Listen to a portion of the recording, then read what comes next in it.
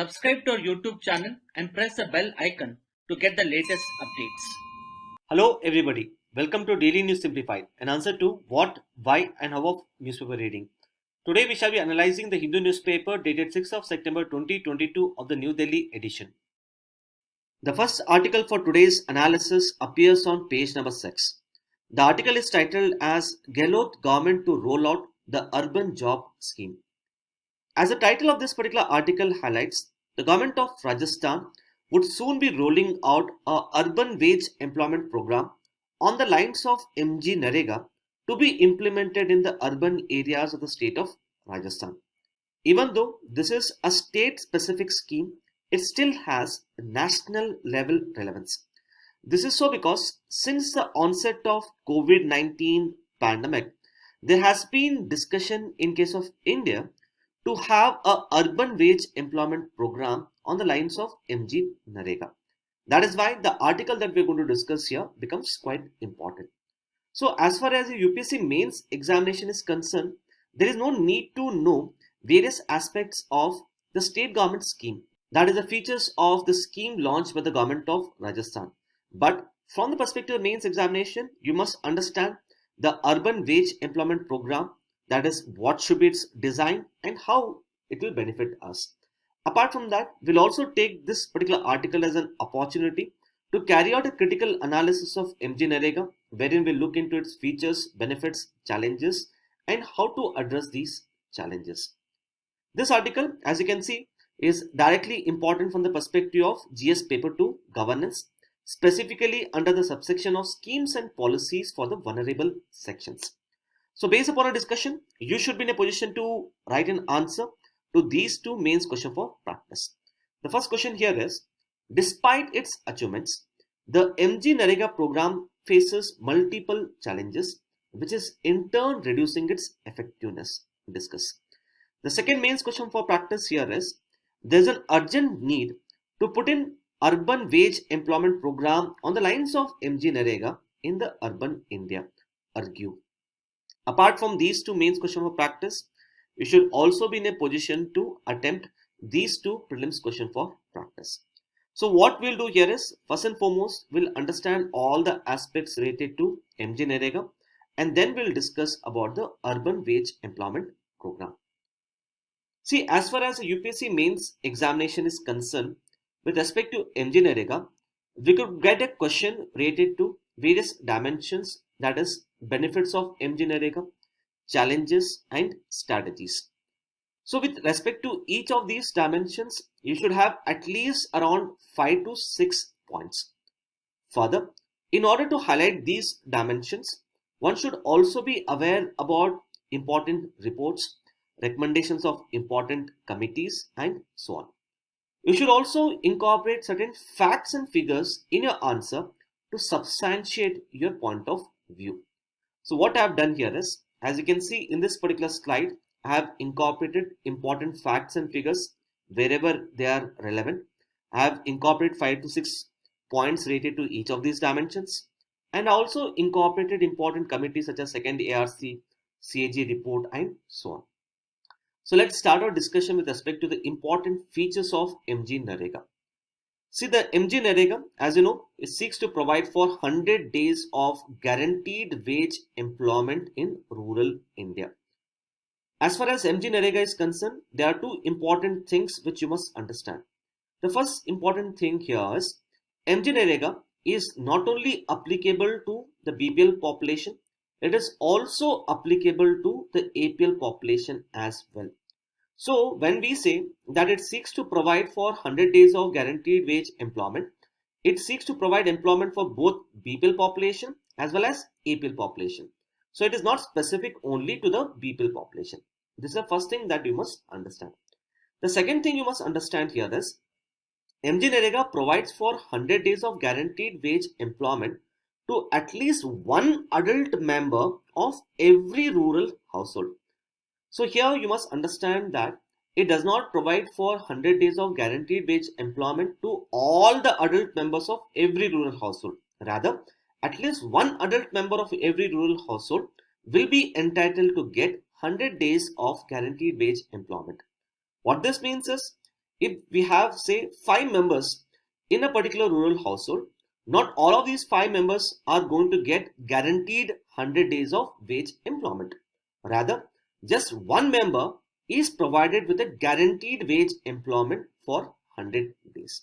The MG-Narega wages are linked to an index which is referred to as CPI-AL, full form for which is Consumer Price Index Agriculture Labor. So this particular index measures the inflation from the perspective of agriculture labor. So whatever is a percentage change in the CPI-AL, that same percentage change is taken into consideration for fixing the MG-Narega wages. For example, if CPI-AL, let's say if it is increases by 5%, which means the rate of inflation in terms of CPI-AL is 5%, MG-Narega wages would also increase by 5%. Please let me know as to which agency publishes the consumer price index for the agriculture labor in the description box below. 1/3 of the workers under the MG-Narega should be women. The MG-Narega Act also provides for carrying out a social audit. And last and most importantly, see, under MG-Narega, we are not only creating assets, but we are also providing the employment. So MG-Narega has basically two objectives. One is to provide employment and the other one is to create assets. But between these two objectives, the basic objective of MG-Narega is to provide employment. So under MG-Narega, what we do here is we ensure a wage to material ratio of 60:40, which means out of every 100 rupees that we spend under the MG-Narega, 60 rupees would be spent for providing wages to the workers, and remaining 40 rupees would be spent for materials to be used for the creation of assets. So please do remember this from the perspective of the UPSC prelims examination. Now coming to various benefits associated with MG-Narega. As highlighted before, whenever you are highlighting or discussing about a particular dimension, you must incorporate important reports, committees and so on. So while incorporating the benefits of MG-Narega, please mention about MG-Narega Samiksha report. So this particular report is actually published by the Ministry of Rural Development, which in turn highlights the achievements of MG-Narega. So let us look into the important benefits. The first important benefit here is the MG-Narega has brought about a paradigm shift in terms of providing employment from a welfare-based approach to a rights-based approach. So I hope you must be knowing about National Food Security Act. So the National Food Security Act provides for right to food. Similarly, we have the RTE, right to education, which provides for right to education. So on similar lines, the MG-Narega provides for right to work. So rather than seeing this as a welfare-based approach, it's more of a rights-based approach. So under MG-Narega, if a particular person applies for work and if such a person does not get employment within the next 15 days, then such a person would be entitled to get the unemployment allowance. So that is why we say that the MG-Narega provides for a legal right to work. Secondly, see, as far as Indian economy is concerned, we keep on highlighting here that the Indian economy is facing jobless growth. That is, we are not being able to create enough number of jobs, which is commensurate with the nature of our GDP growth. But what is surprising here is when you look at rural India, in case of rural India, the employment growth was actually negative between the years 2004-5 to the year 2011-12. In fact, the employment growth rate between these years was minus 2.8%. So what can be said is, in case of rural India, instead of creating jobs, we are actually destructing the jobs. That is why the employment growth rate in case of rural India was negative. So to a large extent, MG-Narega would help us address this particular problem of negative employment growth rate in rural India. Nextly, the way the MG-Narega is basically designed, the MG-Narega is considered to be inclusive, self-targeting and demand-driven. So whenever you're writing answer in the UPSC mains examination, you should incorporate such kind of keywords. So with respect to MG-Narega, the keyword would be inclusive, self-targeting and demand-driven. So as you can see here, even though the MG-Narega Act provides that at least 33% of the workers would be women, right now 52% of the workers are women beneficiaries. Secondly, 40% of the households who are getting benefited from MG Narega are actually SC and ST households, which goes on to show that MG Narega is more inclusive and self-targeting. Implementation of MG Narega program has also led to increase in the income levels of the people in rural India, which is in turn leading to a local multiplier effect in terms of improving the health and nutritional outcomes. It has also reduced the distress migration from rural India to urban India. And last and most importantly, the MG Narega program has led to creation of durable assets such as those related to rainwater harvesting, construction of check dams, construction of farm ponds, and so on. Now, coming to various challenges associated with the MG Narega, these challenges have been highlighted by second ARC in its separate report on the functioning of MG Narega, as well as the CAG report on the implementation of MG Narega. So, coming to the first important challenge, the first challenge is with respect to guaranteed reach. See, the MG Narega should actually reduce the gap between the percentage of people who demand for work and who actually end up getting the work. Now, if you look at the rural India, in case of rural India, especially during the harvesting season, that is when the crops are harvested. During such season, there's a very high demand for agricultural workers.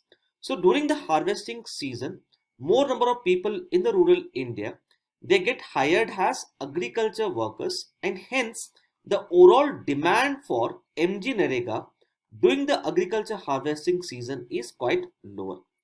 But what about the remaining part of the year, that is during the lean season? During the lean season, the youths in the rural India normally fail to get employment in the agricultural fields, because of which the demand for MG Narega, especially during the lean season, is quite high. So, when we are implementing the MG Narega program, we should be able to provide for more employment opportunities, especially during the lean season, for which the Panchayati Raj institutions which are implementing the MG Narega program, they should have adequate level of expertise and capacity building. Apart from that, there is a need for proper planning of MG Narega. But unfortunately, the Panchayati Raj institutions are not adequately trained. There is no proper planning with respect to implementing the MG Narega. That is why only 40% of the households right now are getting jobs under MG Narega. So one obvious challenge with respect to MG Narega is with respect to lack of reach, lack of coverage. The second important problem is with respect to guaranteed outcome. So the CAG report has highlighted that whatever assets that we are creating under MG Narega, these are of poor quality. And since they are of poor quality, a lot of money would have to be spent on maintenance of such poor quality assets. The next set of problems are with respect to payment of wages under MG Narega. The first and most important problem here is, see, in some of the states, it has been observed that the MG Narega wages are at least 40 to 50% lower than agricultural wages. Now, for example, let's say in the state of Punjab, the agriculture wage per day could be say rupees 100, but the MG Narega wage could be at least 40 to 50% lower. That is, a MG Narega worker could be earning say just 40 to 50 rupees per day. So that's the first problem. Secondly, normally the MG Narega workers do not get the wages on time. Third and most importantly, see, like I said earlier, the MG Narega wages, they are linked to the consumer price index agriculture labor. But earlier, the government of India had appointed a committee under the leadership of Mahendra Dev. The Mahendra Dev committee has highlighted that the consumer price index agriculture labor is outdated in terms of the methodology for calculating the rate of inflation. So this particular committee has highlighted that CPI-AL as such should be replaced by CPI-RL in order to link the MG-Narega wages. So unlike CPI-AL, which is outdated, CPI-RL is much more in tune with the current realities in the rural economy. And this particular index as such is measured by the National Statistical Office. So Mahendra Dev committee had highlighted that CPI-AL should be replaced by CPI-RL, and government had actually accepted this particular proposal. But so far, government has not made any changes with respect to fixing the MG Narega wages. Even now, government continues to fix the MG Narega wages by linking it to the CPI-AL. So that's the next problem. Lastly, like I said earlier, if a particular person applies for work under MG Narega, and if such a person does not get employment in the next 15 days, such persons are entitled to get unemployment allowance. So usually the unemployment allowance is not paid to the MG Narega workers in some of the states. And the next set of problems are related to governance. So under governance, the first problem is with respect to lack of convergence with other schemes. Now, for example, if you look at Jal Jeevan Mission, under Jal Jeevan Mission, we are actually focusing on rainwater harvesting. The same thing is done even MG Narega also. Even though both of these two schemes may focus upon rainwater harvesting or say construction of check dams, there is lack of convergence between MG Narega and the Jal Jeevan Mission, which in turn leads to duplication of efforts as well as lack of coordination. Similarly, if you look at Pradhan Mantri Awas Yojana, under Pradhan Mantri Awas Yojana, we are focusing on construction of houses in rural India. So we can have a convergence between Pradhan Mantri Awas Yojana and MG Narega in order to reduce the duplication of efforts and promote greater coordination. So that's the first problem. The second problem, as I highlighted before, is the poor capacity building of the Panchayati Raj institutions in carrying out the proper planning of MG Narega. Next is with respect to no time-bound grievance redressal for the MG Narega workers who do not get the wages on time. The CAG report has also highlighted that in approximately around 49% of the Gram Sabhas in India, social audit is not conducted. And last and most importantly is the budget allocation for the MG Narega keeps on fluctuating every year. So in some of the years where the budget allocation should actually be higher, in such years, the government has allocated less amount of money for the MG Narega. To a certain extent, this particular problem has been addressed during the COVID-19 pandemic, wherein the government has substantially increased the budget allocation for MG Narega. Now coming to various strategies to be adopted in order to better implement the MG Narega. So as part of these strategies, you could incorporate points such as improving the reach of the MG Narega, improving the outcomes by creating good quality assets, addressing the problems related to wages, addressing the problems related to governance, and so on. Apart from highlighting all of these points, you could also incorporate certain additional points which have been highlighted by the Economic Survey 2019-20. The first strategy here is, according to Economic Survey 2019-20, it has said that the demand for MG Narega work could actually be used as a proxy to identify the rural distress in certain parts of India. What this means is, since certain parts of India, there could be a sudden increase in demand for MG Narega work. And we know for sure that the demand for MG Narega works increases especially when there is a higher rural distress.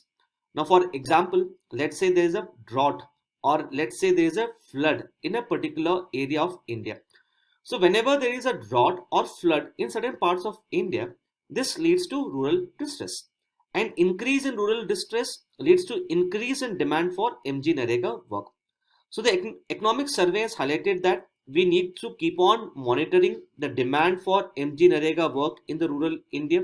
So wherever the demand increases during certain point of year, so such increase in demand for work should be seen as a sign of rural distress, and accordingly in such areas we must increase the allocation for MG Narega in order to cater to the rural distress. Nextly, we have to expand the works which are carried under MG Narega, wherein we have to give more focus on rainwater harvesting, desiltation of canals, and so on, in order to address the problem of climate change as well as water crisis.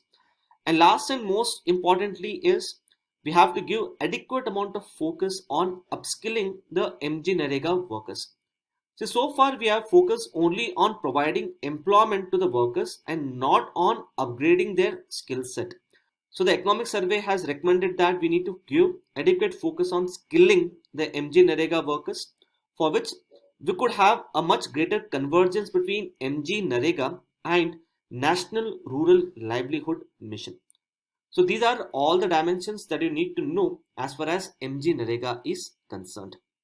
Now coming to the Urban Wage Employment Program, see, the COVID-19 pandemic has exposed the vulnerabilities faced by the urban migrants. So when the COVID-19 pandemic hit India, a lot of urban migrants lost their livelihood opportunities. These urban migrants started reverse migrating to rural India. Apart from that, if you see, in case of urban India, a lot of people are getting employed as gig workers. But these gig workers do not have income security, they do not have job security, they do not have access to social security benefits. Apart from that, the wages which these gig workers get, these wages are also quite lower. Accordingly, now there is a lot of discussion in India to have a urban wage employment program on the lines of MG Narega in the urban India as well. So let us look at the design of this particular program. So first and foremost, the urban wage employment program, just like MG Narega, it should provide a legal right to the workers in the urban India. So just like how we have a separate act for providing employment in rural India, we need to have a separate act to provide employment in urban India as well. Such a wage employment program should be able to cater to the needs of the urban informal workers as well as educated unemployed youths. For the urban informal workers, we should be able to provide for wage employment opportunities, and for the educated unemployed youths, we must cater to their skill development needs. And under this particular program, we can focus on a number of works. For example, we can focus on construction of buildings, roads, restoration of water bodies, etc. This will in turn help us improve the urban infrastructure. At the same time, we can actually engage the educated unemployed youths as apprentices in the municipal offices. So on one hand, we will be able to improve the municipal administration, while on the other hand, we would be able to provide employment opportunities to the educated unemployed youths. Now coming to the rationale and benefits of such a urban wage employment program. First and foremost, see, earlier the government of India used to implement a program called as Swarna Jayanti Shahari Rozgar Yojana. This scheme, that is Swarna Jayanti Shahari Rozgar Yojana, which focus on providing wage employment to the people in the urban India, this was replaced by the National Urban Livelihood Mission in the year 2013. But if you look at the design of National Urban Livelihood Mission, it lays more emphasis on self-employment and entrepreneurship of the youths rather than providing them employment opportunities. So as of now, there is a big vacuum in terms of not having a guaranteed wage employment program in urban India. So by having such a urban wage employment program, we can plug this particular loophole, address this particular vacuum. So that's the first thing. Secondly, see, presently, if you look at the unemployment in the urban India, the level of unemployment in the urban India is much higher than rural unemployment. Apart from that, the unemployment among the graduates, that is the educated people, is quite higher at 18%. So this particular fact has been highlighted by Center for Monitoring Indian Economy. So unfortunately, in case of India, a large number of educated people are unable to get the jobs which they would want. So by implementing such a particular program, we would be able to address the unemployment among the informal workers and at the same time reduce the unemployment among the graduates. Third and most importantly, See, presently 32% of India's population live in urban India. So this is as per the census of 2011. And it is expected that by the end of 2030, the percentage of people living in urban India would increase to 42%. But as of now, as you can see, the urban infrastructure is quite poor. So we do not have good quality roads, we do not have adequate housing facilities, adequate sanitation facilities, and so on.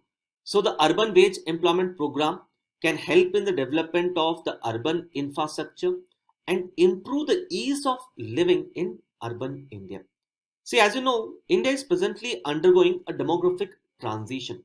It has been highlighted that the share of younger population in India is set to increase from 50% in the year 2011 to 59% by the end of 2041, which in turn calls upon us to reap the demographic dividend.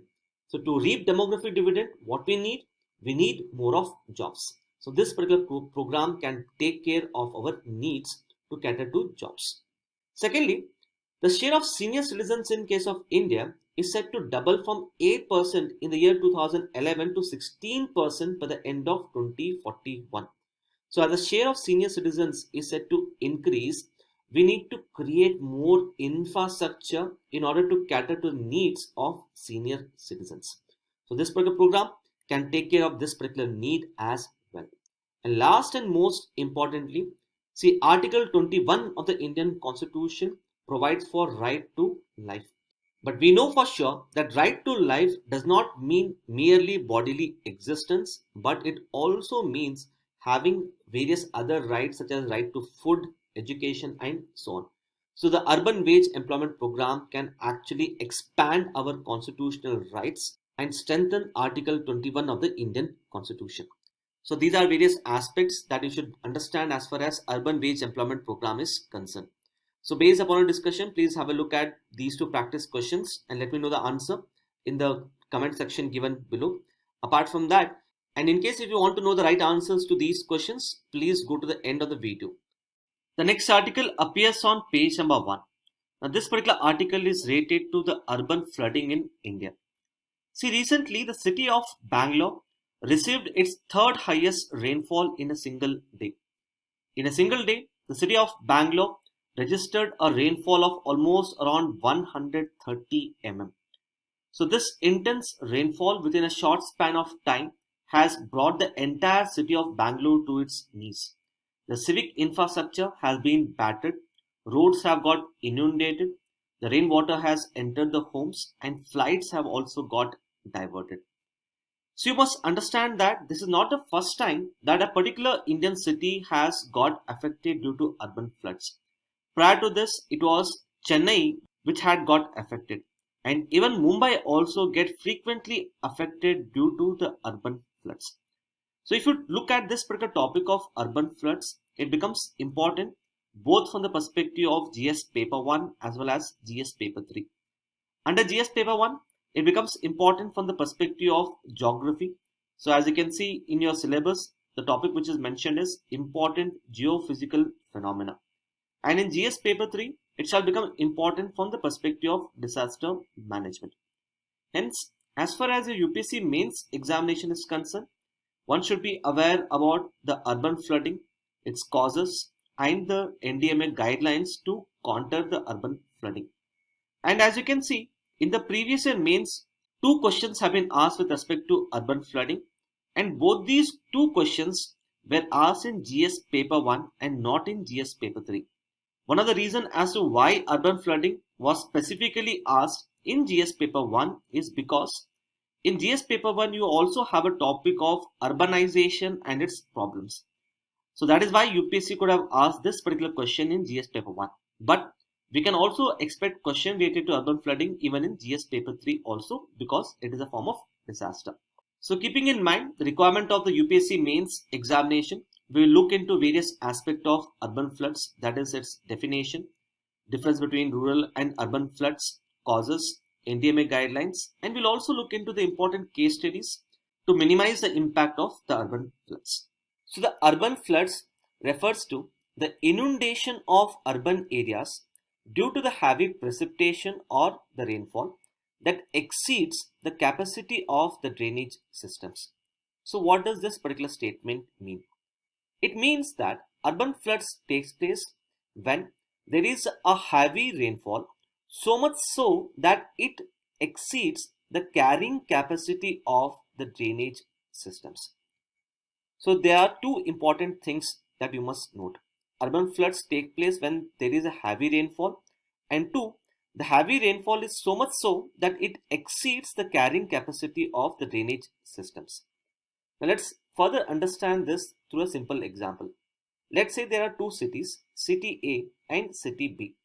And let's say both these two cities have received 10 centimeter of rainfall in a single day.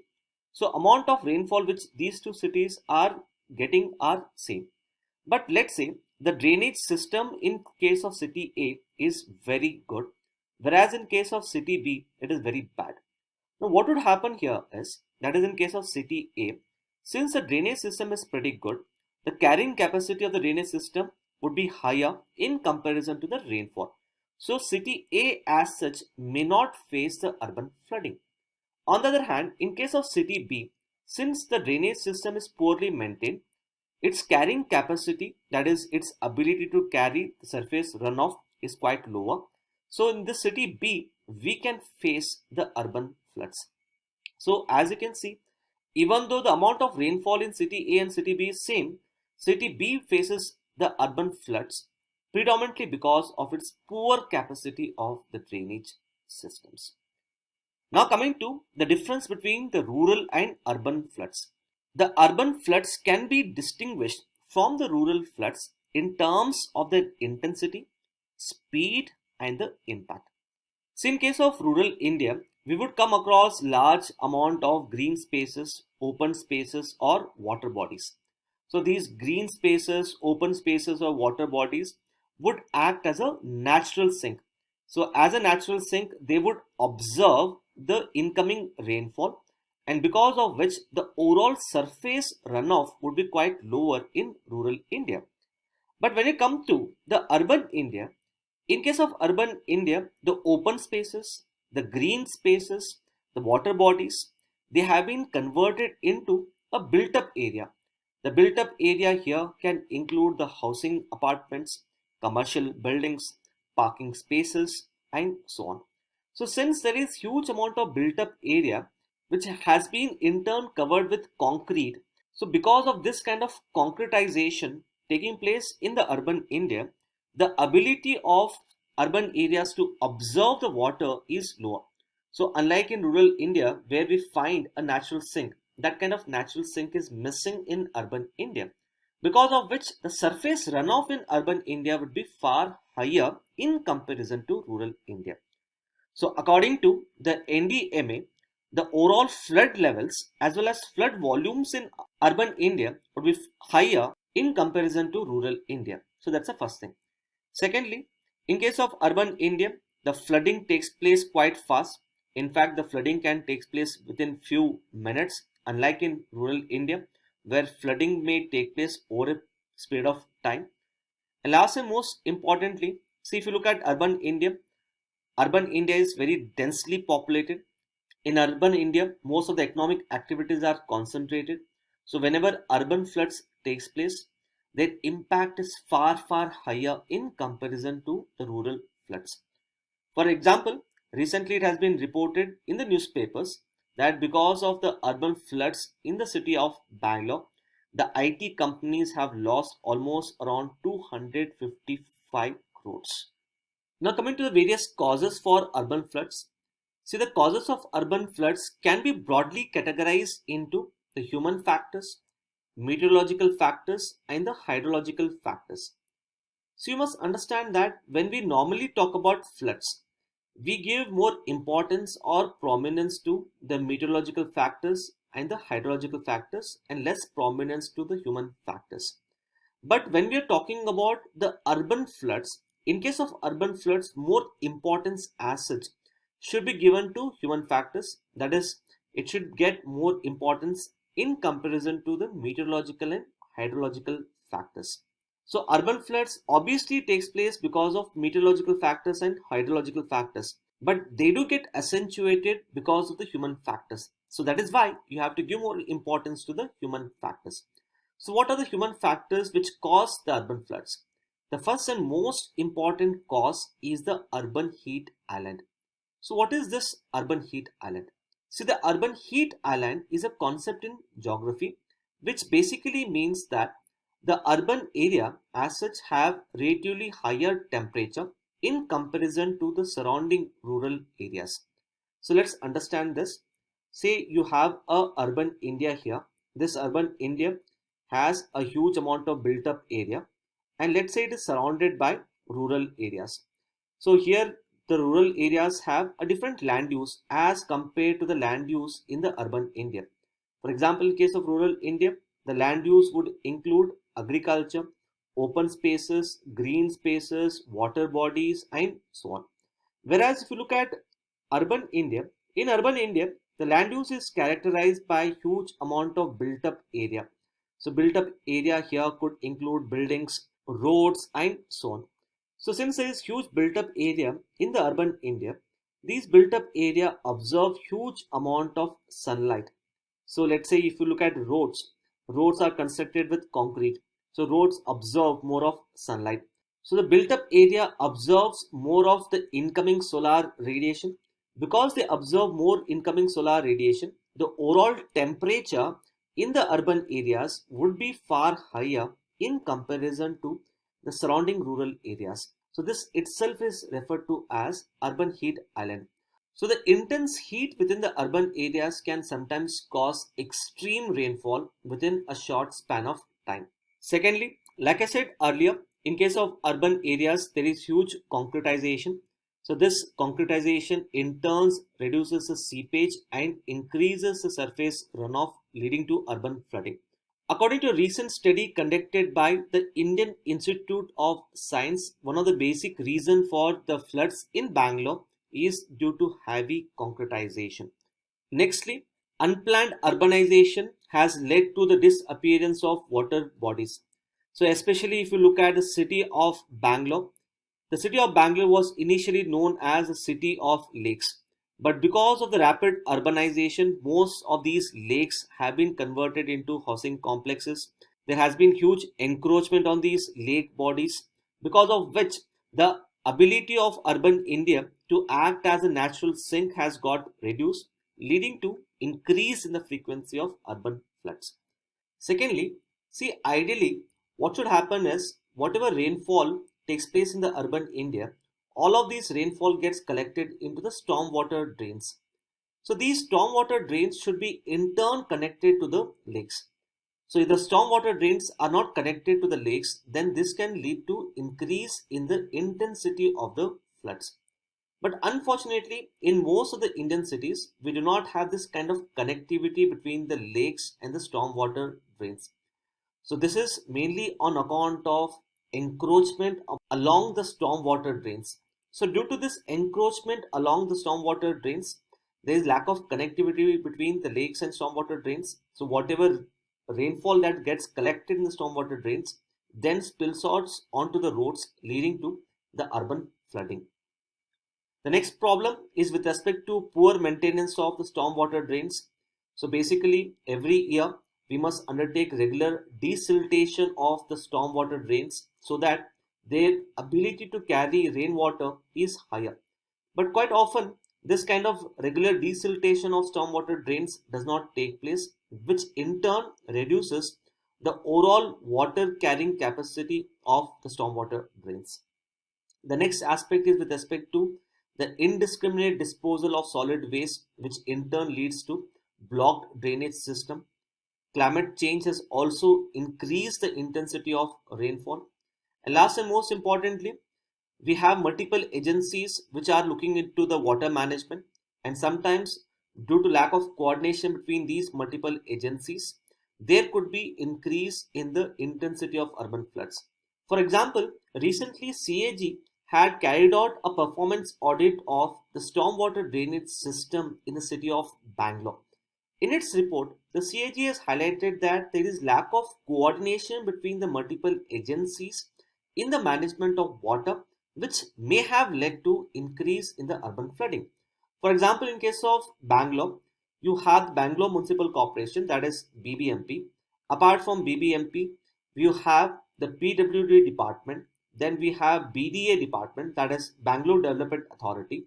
So since we have multiple authorities, lack of coordination between these multiple authorities has also led to increase in urban flooding. As far as other two factors are concerned, that is the meteorological factors and hydrological factors, they are the common factors which you normally associate with floods. So the meteorological factors here include heavy rainfall, cyclonic storms and thunderstorms. Hydrological factors include high tides, change in course of rivers, presence of impermeable cover, and so on. So now coming to the NDMA guidelines on urban flooding. So as far as these guidelines are concerned, you could incorporate these as strategies to mitigate the impact of urban floods. So the first guideline is with respect to setting up of early warning system and communication. So here the NDMA has highlighted the need to have the National Hydrometeorological Network. So this particular network should provide for a early warning for the urban floods across all the Indian cities.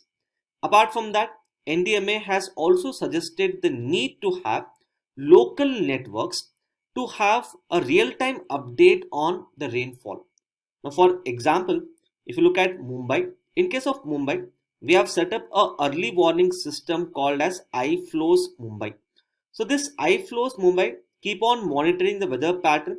So based upon the monitoring of weather pattern, it anticipates as to how much of rainfall would take place in a particular area, whether that particular rainfall would lead to urban flooding. So this kind of data is collected under this particular iFlows system.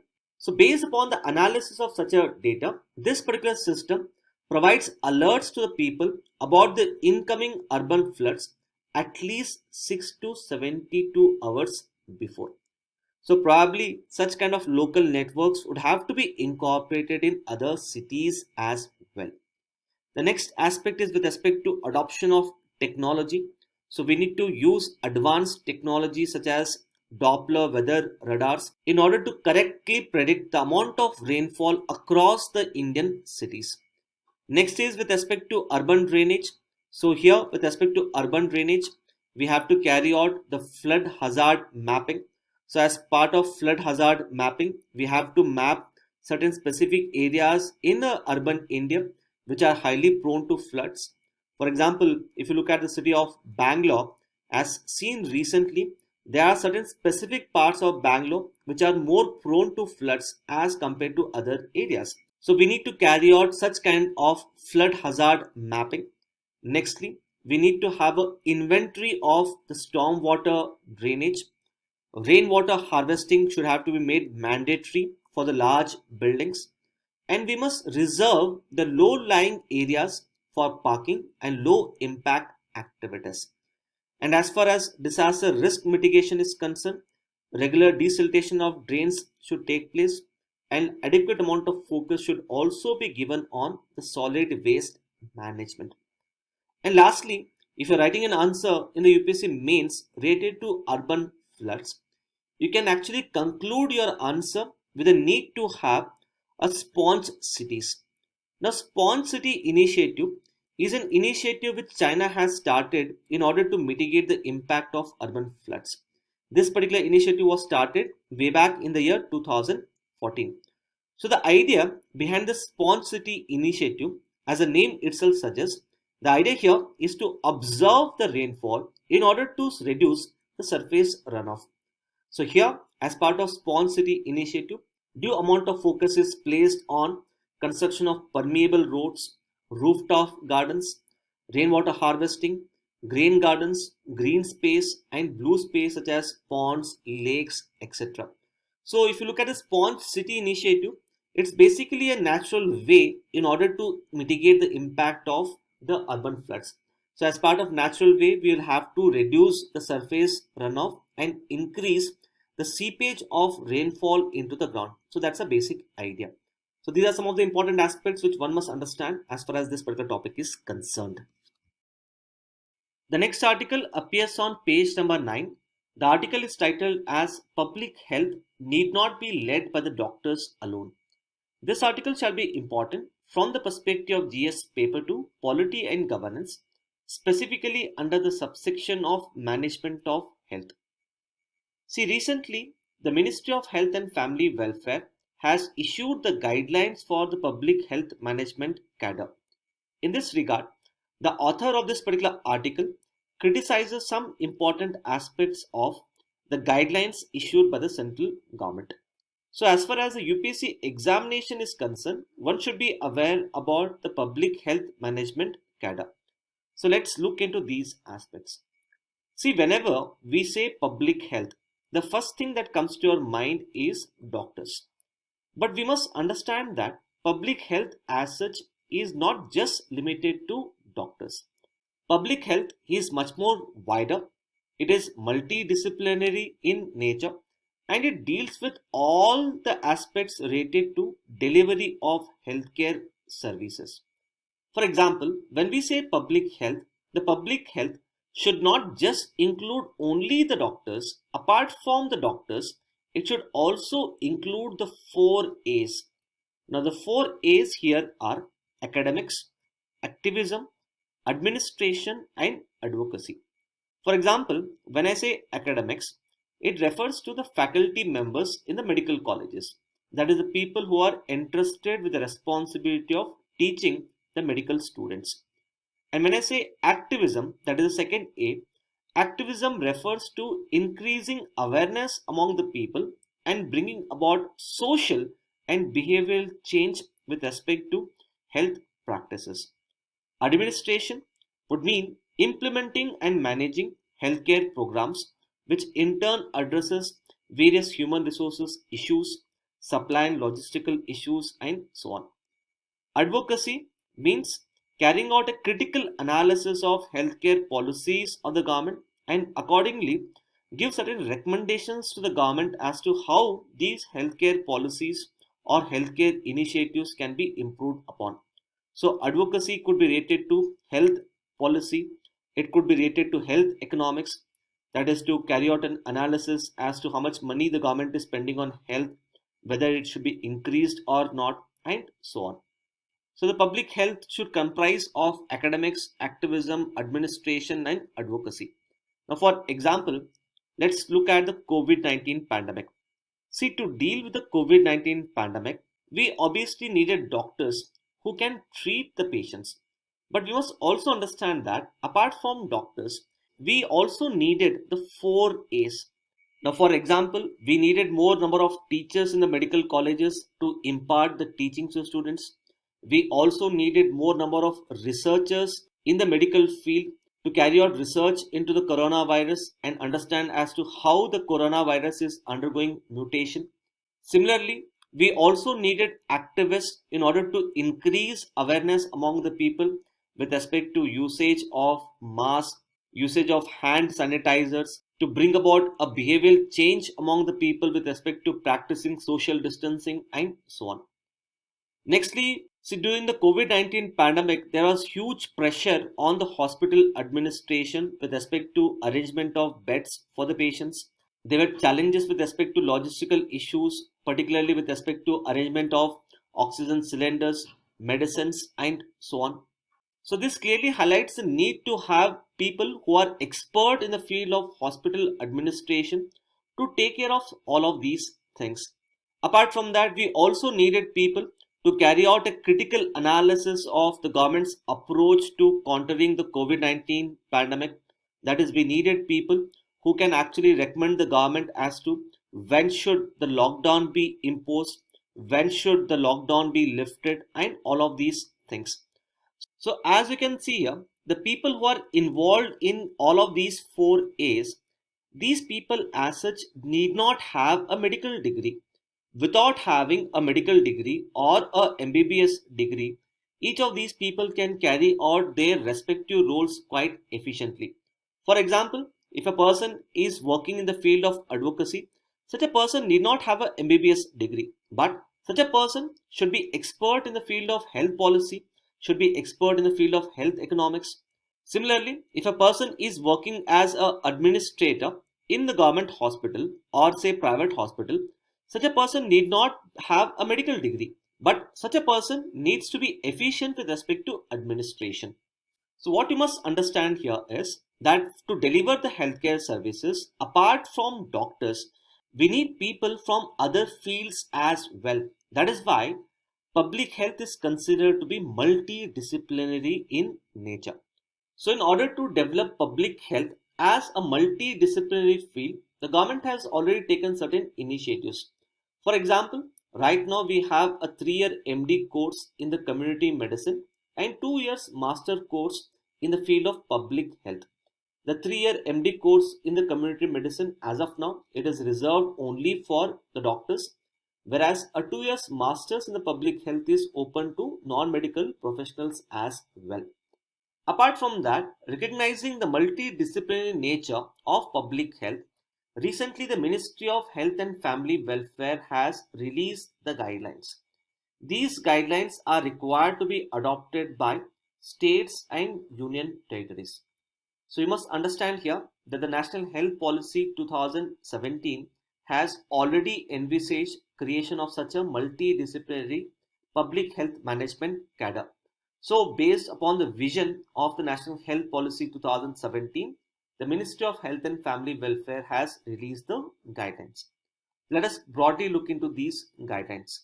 As per these guidelines, we need to have 4 different cadres for the delivery of healthcare services. These cadres would include the specialist cadre, that is the specialist doctors working in the district hospitals. Public health cadre would be those people who would be working at primary healthcare centers, community health centers and district hospitals. Now, according to the guidelines issued by the Ministry of Health and Family Welfare, if a person wants to get appointed to the public health cadre, such a person needs to have compulsorily the MBBS degree. So as you can see, even though the ASHA workers may be working at the primary healthcare centers, since these ASHA workers do not have a MBBS degree, they will not be considered to be part of the public health cadre. Next, we have the health management cadre, which would be into the administration of health. So they would be involved in management of national level programs related to health. These people would be expert in the field of finance, human resource, hospital administration and so on. And last would be the teaching cadre, that is the faculty members in the medical colleges. So all the states and union territories have been asked to create these 4 dedicated cadres for the delivery of healthcare services as per the guidelines. Now, if you know this much about the public health management cadre, that alone is more than sufficient. But nevertheless, let us look into the issues raised by the author as far as this particular article is concerned.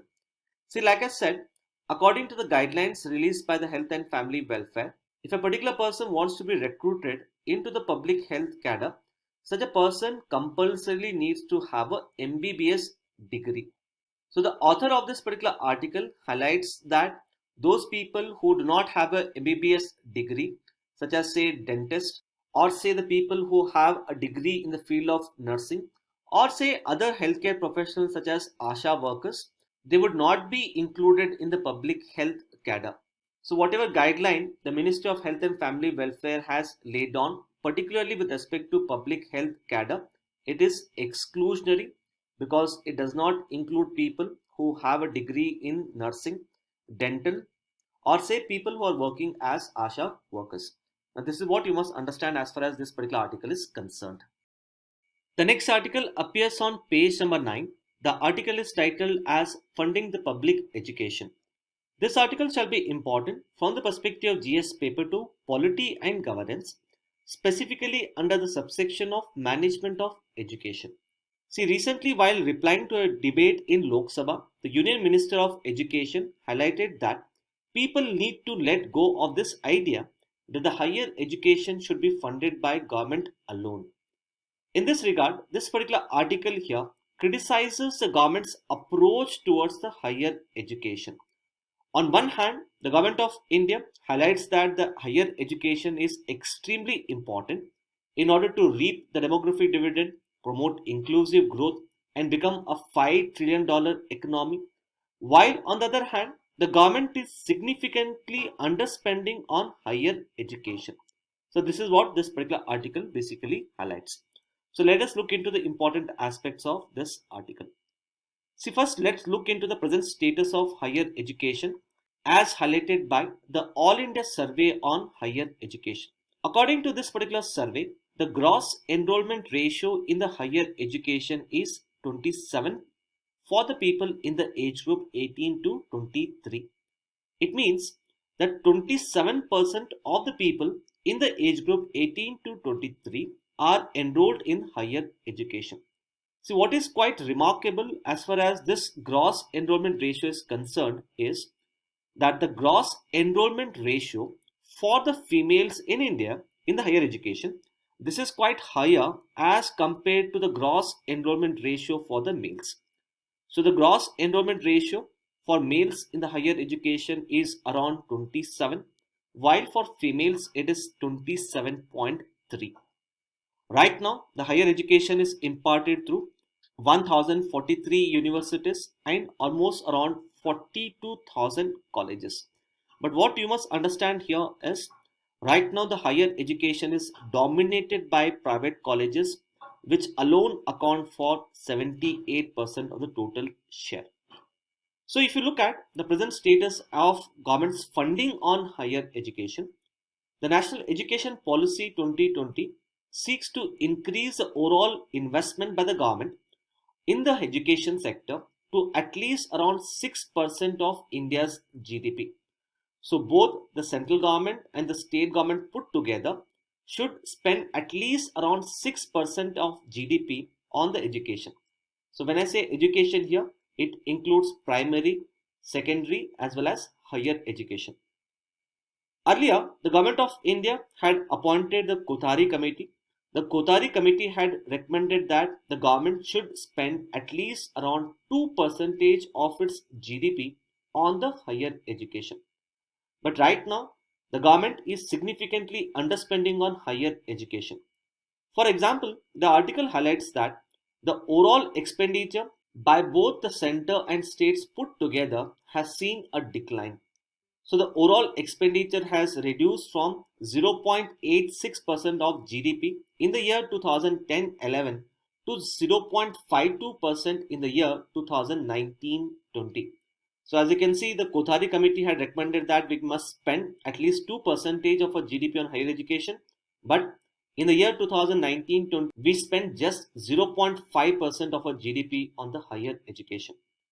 The article further goes on to say that in spite of a threefold increase in the revenue receipts of the government, there has been decline in the overall expenditure on higher education.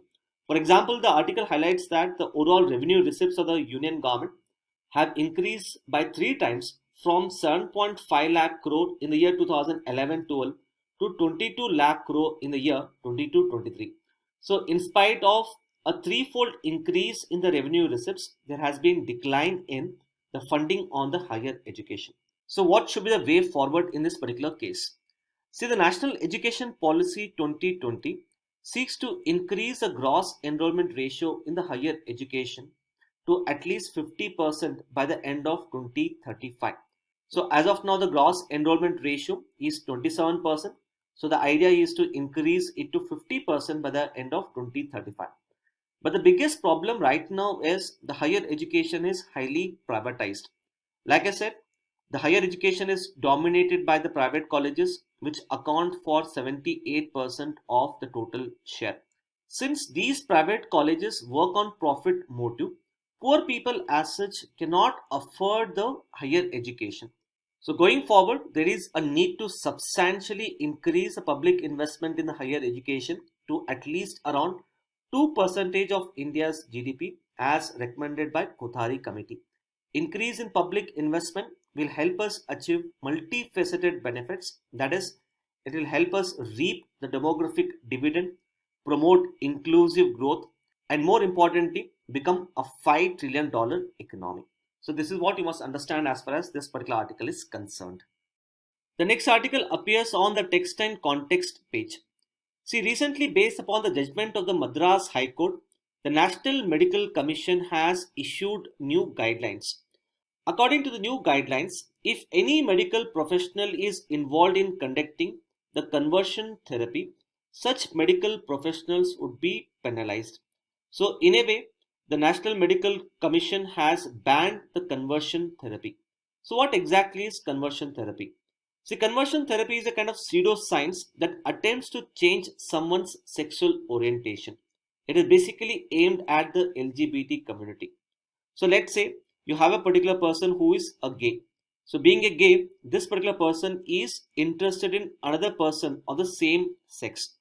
Now what this conversion therapy would try to do is, the conversion therapy would try to change his sexual orientation and would try to make him a heterosexual person. So heterosexual person is a person who would be interested in another person of the opposite sex rather than a person of the same sex. So the conversion therapy would try to stop or suppress someone from being a gay. It uses a number of methods which can include therapies, counseling, hormonal treatment, use of drugs, and so on. But there are a number of problems associated with the conversion therapy. The first problem is, like I said, conversion therapy is a pseudoscience, which means there is no scientific evidence that the person's sexual orientation would change after undergoing the conversion therapy. So, right now, there is a broad based consensus among the scientific community that the conversion therapy cannot change someone's sexual orientation. Secondly, it goes against the rights of the LGBT community, that is the right of self determination. And last and most importantly, it can cause mental trauma to the people who undergo conversion therapy. For example, it can cause anxiety, depression, it can lead to drug use, and in extreme cases, it can even lead to suicide. That is why the National Medical Commission has decided to put a ban on the conversion therapy.